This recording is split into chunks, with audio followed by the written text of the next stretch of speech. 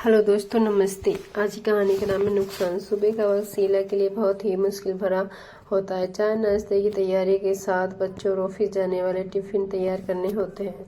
कहने को तो उसकी दो देवरानी और भी हैं, मगर जब जेठानी सीधी सच्ची और परिवार को बांधने में यकीन करने वाली हो तो उसका फायदा कौन नहीं उठाएगा।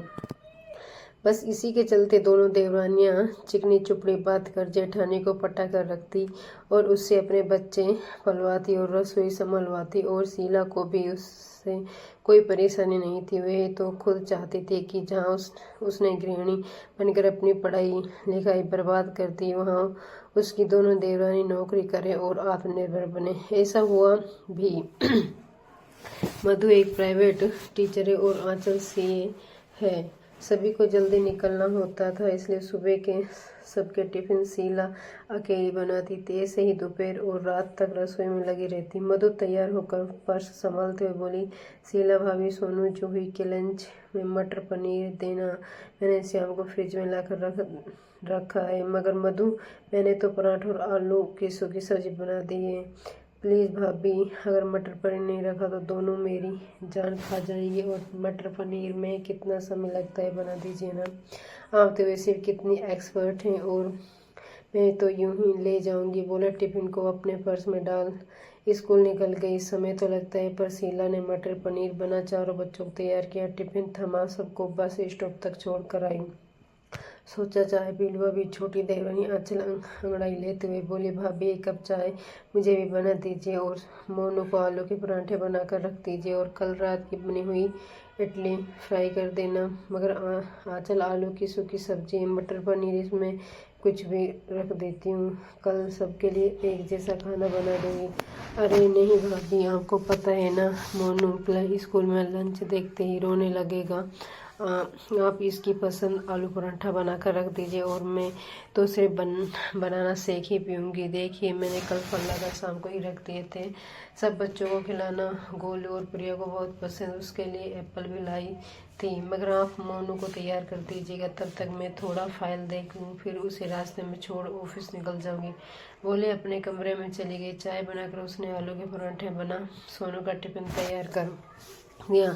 9 बज गए थे। सोचा शांति में बैठकर चाय पीती हूँ और काम वाली रमा दीदी का इंतजार करती हूँ। तभी रितेश गुस्से से बोले, तुम्हें पूरे घर की फ्री हो, कभी सोचा है पति को भी किसी चीज़ की जरूरत पड़ती होगी, परेशानी होती होगी। तुम तो सारा सामान जमा देती हो, ढूंढना तो मुझे ही पड़ता है। आओ आकर बताओ, मेरा रुमाल और बेल्ट कहाँ रखा है। चाय छोड़ो। शीला कमरे में जाकर रितेश का सामान निकाल कर देती है। तभी देवर मनीष बोले, भाभी मेरा नाश्ता लगा दो, मुझे ऑफिस निकलना है। जी भैया, बोलकर पराठा, आलू की सब्जी, मटर पनीर सब्जी सामने परोस जाती है। क्या क्या भाभी, आलू के पराठे नहीं बनाए भैया? वही मैंने सिर्फ मोनू के लिए बनाया था। क्या यार भाभी, माँ 4-5 बना लेती। आपको पता है ना मुझे कितने पसंद है। उसकी खुशबू से ही मुझे लगा था कि आज आपके हाथ के स्वादिष्ट आलू के पराठे खाने को मिलेंगे। कोई बात नहीं मनीष, कल मैं सभी के लिए आलू के पराठे बना लूँगी, आज आप ये खा जाइए। इतने छोटे देवर दीपक बोले, भाभी माँ मेरे सर बहुत दर्द कर रहा है, आप एक कॉफ़ी बना दीजिए और साथ में 2 ब्रेड जैम दीजिएगा। मेरा ये हैवी नाश्ता करने का मन नहीं है। फिर रसोई में फरमाइश पूरी करने पहुंच गई।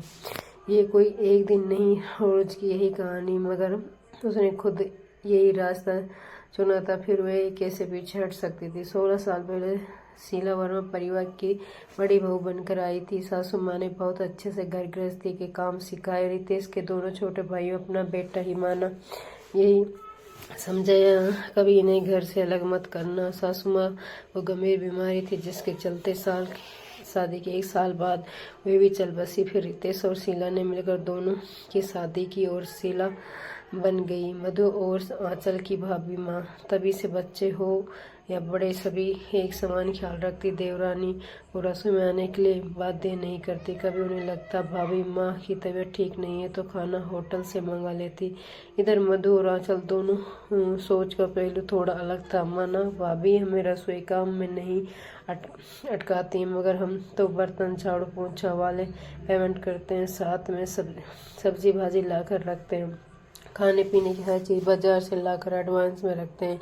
भाभी को किसी बात के लिए परेशान नहीं होना पड़ता, तो हम सभी कुछ कहते हैं ये अरे बच्चों को खाने पीने की व्यवस्था कर देती है। सीधा सा मतलब दोनों के लिए शीला जी भी कर रही थी। वही कोई बड़ी बात नहीं है। एक दिन अचानक शीला के भाई का फ़ोन आया, दीदी पापा को अस्पताल में भर्ती करवा दिया है, हालत गंभीर है, आप जल्दी से जल्दी आ जाओ।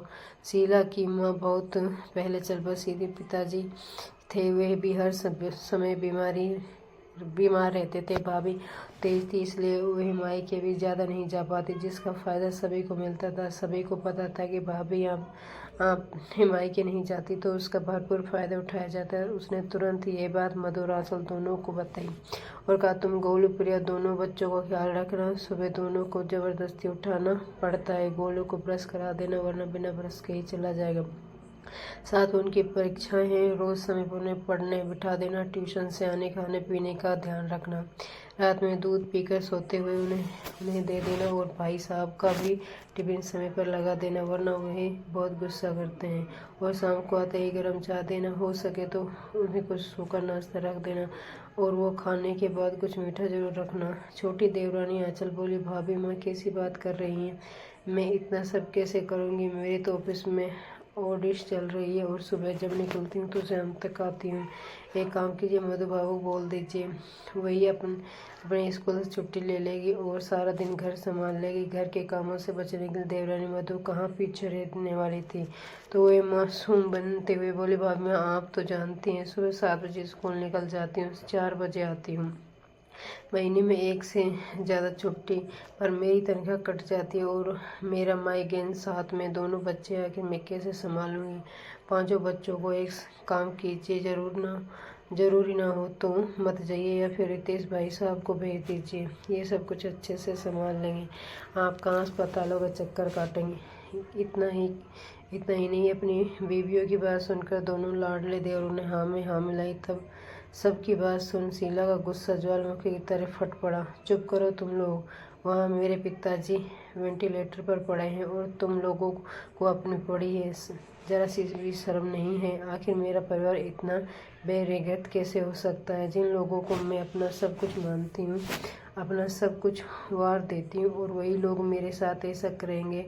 अगर मुझे 4 दिन के लिए कहीं जाना पड़ जाए तो तुम मुझे अपना घर और मेरे 2 बच्चे तुम लोगों को भारी पड़ते हैं। मेरा क्या, जो अपने बच्चों के साथ तुम्हारे बच्चों को भी बराबरी से पालती हूँ, कहीं उनकी फरमाइश में कमी नहीं होते देखती, हर चीज़ का ध्यान रखती हूँ। भाभी माँ ऐसे मत बोलिए, हम भी घर के लिए कितना कुछ करते हैं, कभी राशन पानी कमी नहीं होने देते, अपने बच्चों के साथ बच्चों पर भी खर्च करते हैं।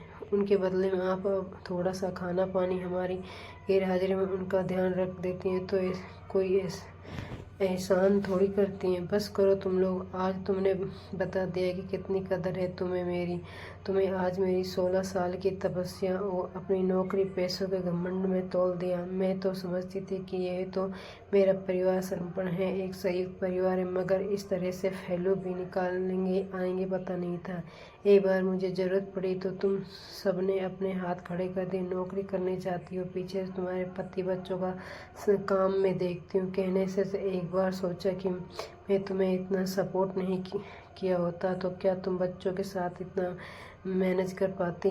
अब एक काम करो, तुम दोनों अपनी गृहस्थी अलग कर लो और अपने रुपये पैसे दम पर अपने नए 4 बाई लगाकर अपनी नौकरी बच्चे और घर संभालो, क्योंकि मेरे काम की तो कोई कदर नहीं है और मैं कोई एहसान तो नहीं किया है। नहीं, जब मैं सबके लिए इतना करती हूँ, मैं तो अपना मायका और अपने बच्चे अपने पति मैनेज कर लूँगी।